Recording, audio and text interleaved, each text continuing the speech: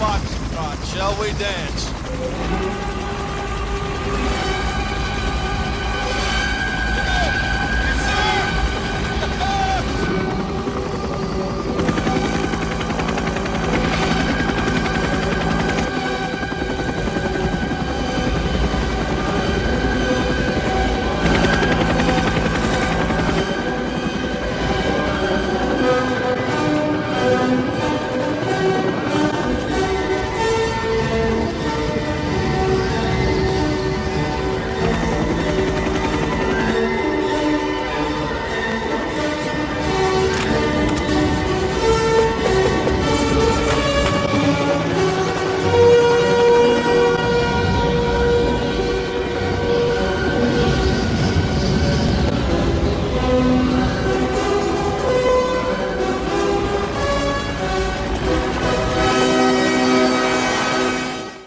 This video will focus on transgressive cinema through the lens of the war movie genre.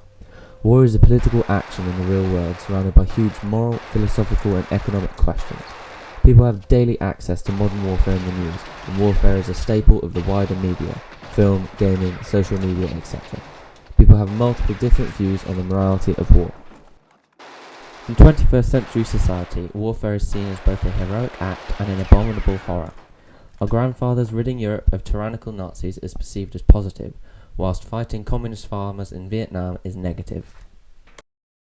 Alright, who's wanted? Alright, give me some cover!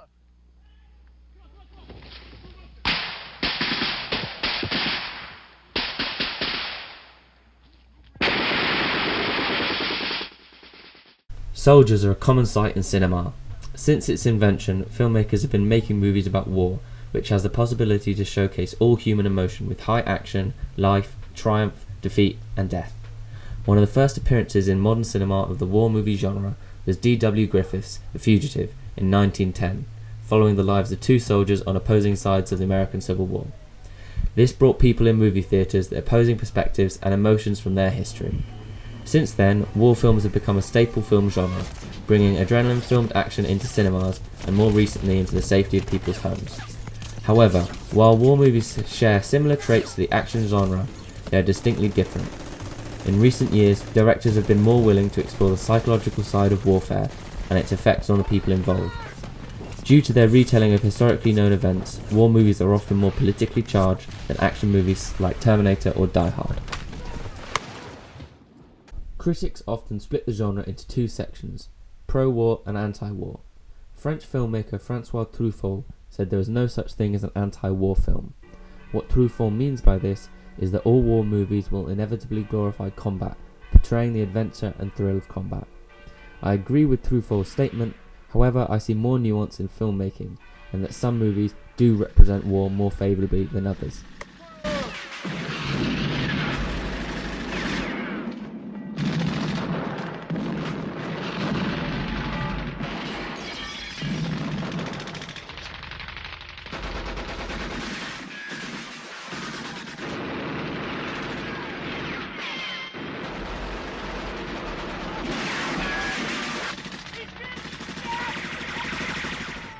Historically, the issue with making anti-war movies relates to the maintaining historical accuracy.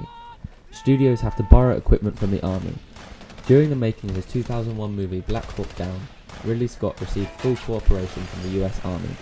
The actors went through a military boot camp and hundreds of vehicles were provided. In exchange for cooperation, the army was allowed a veto over every aspect of the film, leading to a generic propaganda piece rather than an artistic exploration of the US soldier.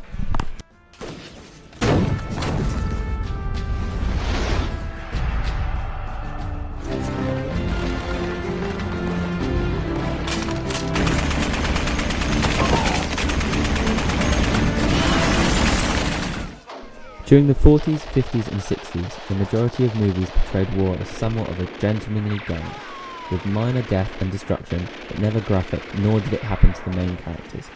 Think of John Wayne, Clint Eastwood and Richard Burton as the stars of these movies. These can be considered the superhero movies of that generation. Whilst not having powers or intergalactic action, these films included hero characters fighting against evil forces, often surviving the impossible. The Nazis were a perfect adversary to paint with the brush of pure evil. reflecting the political climate at the time, especially during the 60s, where anti-war sentiment was rife due mainly to America's exploits in Vietnam.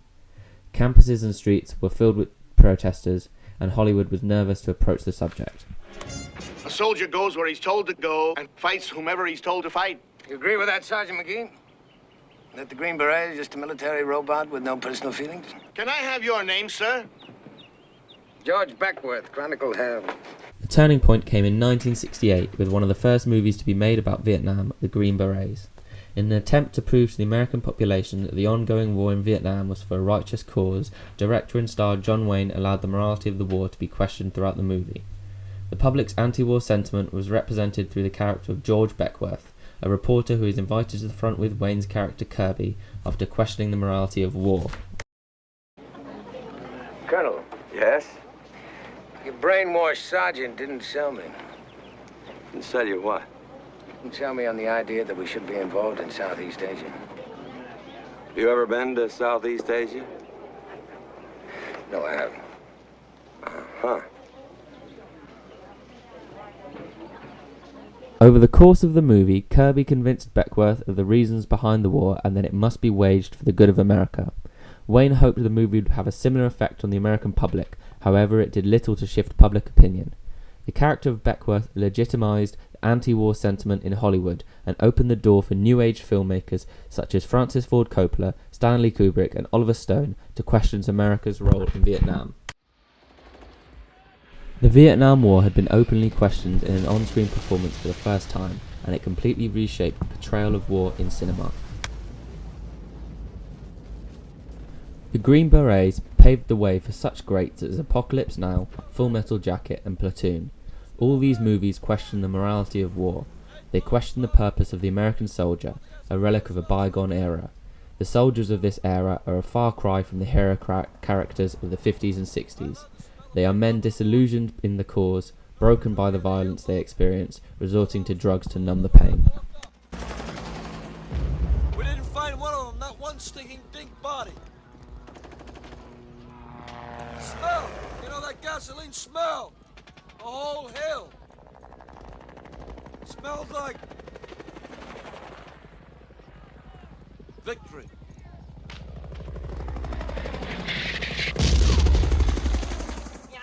Post-Vietnam, the modern soldier is a vessel for psychological exploration amongst directors. War movies have gone from boys' entertainment to Oscar winners such as The Hurt Locker and The Deer Hunter. Modern movies reflect the moral ambiguity of wars fought in the last few generations. Gone is the plight against evil.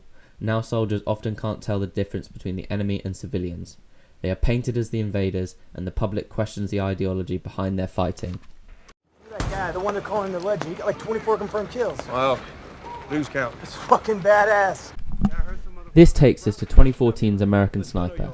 The movie was heavily criticised during its release for its pro-war portrayal of Chris Kyle's experiences in Iraq. The film's director, Clint Eastwood, hit back against critics, claiming that he was anti-Iraq, and so was the movie. However, further exploration of the movie reveals it resides somewhere in the middle. The action scenes in American Sniper are frenetic and could be considered badass. However, in the opening scene, we witness Kyle shoot a child holding a bomb. The film explores the impact of the Iraq War on Kyle.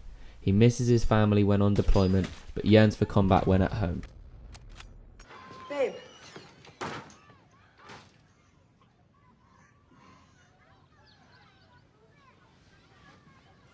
I'm going outside. The conflict within Kyle is reflected in the tone of the movie. In terms of pro-war movies, American Sniper is the closest modern representation. War is still portrayed as high-thrill action, and soldiers generally enjoy it.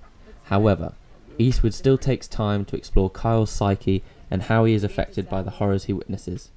Kenna's gonna lose that tooth, and I'm so worried she's gonna swallow it, like in her sleep or something. And she said she'd let you pull it, but only you. Would you do that?